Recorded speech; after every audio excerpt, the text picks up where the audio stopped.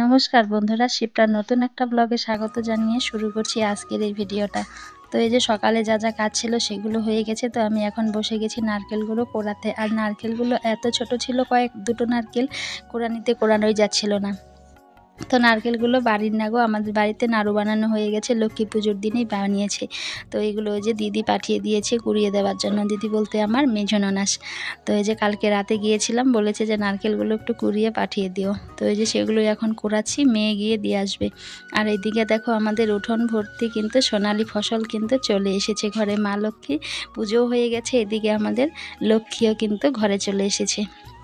তো এই যে ধান দেখতে পাচ্ছ, এখানে কিন্তু 2 বিঘা জায়গার ধান, অনেকগুলো ধান কিন্তু এখানটায় পুরো উঠান জুড়ে কিন্তু ধানগুলো দেওয়া হয়েছে। কিন্তু ধানগুলো কিন্তু আতপ ধান, কারণ এগুলো বাড়িতে পেটানো হয়নি। তো এগুলো জমিতেই কেটেছিল, কালী পুজোর সময় কেটেছিল। তখন তো কালী পুজো কেন বলছি, দুর্গা পুজোর সময় কেটেছিল। তো বৃষ্টি পেয়েছিল জন্য, মানে জল পেয়েছিল জন্য ধানগুলো একটু একটু গ্যাড়া বেরিয়ে গিয়েছিল। এর জন্য ধানগুলো ওই মাঠেই তিরপাল পেতে মেশিন এনে কিন্তু ওখানেই পিটিয়েছে। ওখান থেকে নিয়ে এসে এখন এই যে রোদে কিন্তু বাড়িতে মেলে দেওয়া হয়েছে। আর আজকে রোদটাও কিন্তু বেশ ভালোই কিন্তু উঠেছে। তো এই ধানগুলো কিন্তু ভালো করে শুকিয়ে রাখতে হবে। আর আমরা যেহেতু সারা বছর এই ঘরের ধানেরই ভাত খাই, এর জন্য ধানগুলোকে ভালো করে শুকিয়ে যত্ন করেই কিন্তু রাখতে হবে। আর অনেক ধান দেখো, এপাশ থেকে ওপাশে নাড়াঘাটা করতে কিন্তু আমার অনেকটা সময় কিন্তু এদিকে লেগে যাচ্ছে। তো আমি তো একা করছিলাম না, সবাই মিলেই করছিলাম, কারণ এতগুলো ধান তো একা নাড়াঘাটা করা সম্ভব না। তো ধানগুলো কিন্তু দাদা মেলে দিয়েছিল। তো পাশের বাড়ির এক মামা এসেছিল, মামা আর দাদা মেলে দিয়েছিল। তারপরে কিন্তু দাদাই কিন্তু ধানগুলো তুলেছিল। তো এই যে এখন দুপুর, আমি এখন রান্না বসাবো। তো ভাবলাম ধানটা একটু ঘাটা দিয়ে নিই। তো না ঘেটে না দিলে কিন্তু নিচের ধানগুলো কিন্তু শুকোতে যাবে না।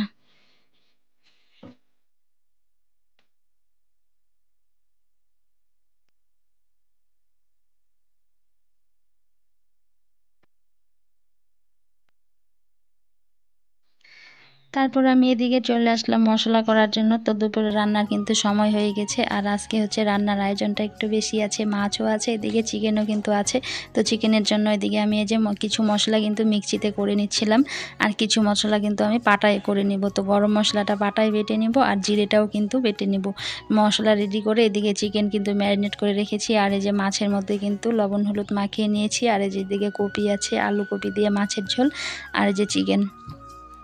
তো দেখবে যে যতই মিক্সিতে মশলা করো না কেন, জিরেটা কিন্তু ভালো পেস্ট হতে চায় না। এর জন্য আমি জিরেটা কিন্তু বেটেই দিব। আর এদিকে যে আমার ভাতটাও কিন্তু হয়ে গেছে, উপর দিয়ে দিয়েছি হাঁড়িটা। তো এদিকে যে রান্না কিন্তু বসিয়ে দিয়েছি। আর যে বলে না যে চন্দনে হচ্ছে রন্ধন, মশলা যদি বেশি ভালো হয় পেস্টটা, তাহলে কিন্তু রান্নাটাও খেতে কিন্তু অনেক টেস্টি হয়। আর আমার মাছের ঝোলটাও কিন্তু এদিকে নেমে গেছে। আর রান্না কিন্তু করব কাঁচা লঙ্কা দিয়ে, এই মাছ মাংস দুটোই কাঁচা লঙ্কা দিয়ে রান্না করব। তো বাড়িতে শুকনো লঙ্কা সেরকম আনেও না, এর জন্য কিন্তু খাওয়াও হয় না। আর কাঁচা লঙ্কা দিয়ে দেখতে একটু খারাপ হয়, কিন্তু খেতে কিন্তু বেশ ভালো হয়। আর ক্ষতিও কিন্তু অনেক কম হয়। শুকনো লঙ্কা দিয়ে দেখতে ভালো হয়, কিন্তু খাওয়া কিন্তু খুবই ক্ষতিকর। তো মাঝে মাঝে যখন আনে তখন একটু আধটু দেওয়া হয় কাঁচা লঙ্কার সঙ্গে মিশিয়ে। তো শুধু শুকনো লঙ্কা দিয়ে কিন্তু রান্না করি না, আর গুঁড়ো মশলা দিয়েও কিন্তু রান্না হয় না। তো এই যে মাছের ঝোলটা রান্না করে তো এখন এই যে দুভাগ করে রাখছি, রাতের জন্য কিছুটা আর দুপুরের জন্য কিছুটা। তো এখন এই যে মাংসটা রান্না করব। আর আজকে অনেকটাই দেরি হয়ে গেছে, উঠানে এদিকে ধান দিয়েছে। আবার সমস্ত যেগুলো মাছ মাংসগুলো রেডি করে নিয়েছিলাম, কেটে বেছে ধুয়ে সমস্ত রেডি করতে কিন্তু অনেকটা দেরিও হয়ে গেছে। আর এদিকে যে রোদটা দেখতে পাচ্ছ, একদম উনানের পাড়ে কিন্তু গিয়েছে, রোদটা সারা পিঠে কিন্তু আমার লাগছে। তো এদিকে কিন্তু কার্তিক মাস, তবুও কিন্তু বেশ দুপুরবেলা রান্না বসালে রান্নাঘরে কিন্তু গরম লাগে, বেশ কিন্তু গরম লাগছিল, যেহেতু রোদ্রুটা একদম পিঠ পর্যন্ত চলে গেছে। তো ওইদিকে আমার রান্না বান্না কিন্তু কমপ্লিট। তো মাছের ঝোল মাংস দুটোই কিন্তু হয়ে গেছে। আর আজকে অনেকটাই দেরি হয়ে গেছে, 2:30টার মতো কিন্তু বেজে গেছে। তো স্নান করিনি, সকালে জামা কাপড় ছেড়ে নিয়েছিলাম, কারণ এই যে মাছ মাংস রান্না করে না, স্নান না করলে একদমই কিন্তু ভালো লাগে না।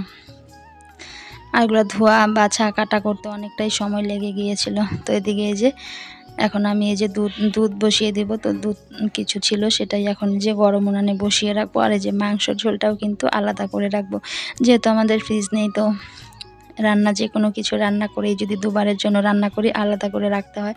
তা নাহলে একসঙ্গে থাকলে সমস্ত নাড়াঘাটা করলে কিন্তু একদমই ভালো লাগে না, জল সেরে যায় কীরকম দেখবে সবজির মধ্যে। এর জন্য এই যে দুভাগ করে কিন্তু রাখতে হয়।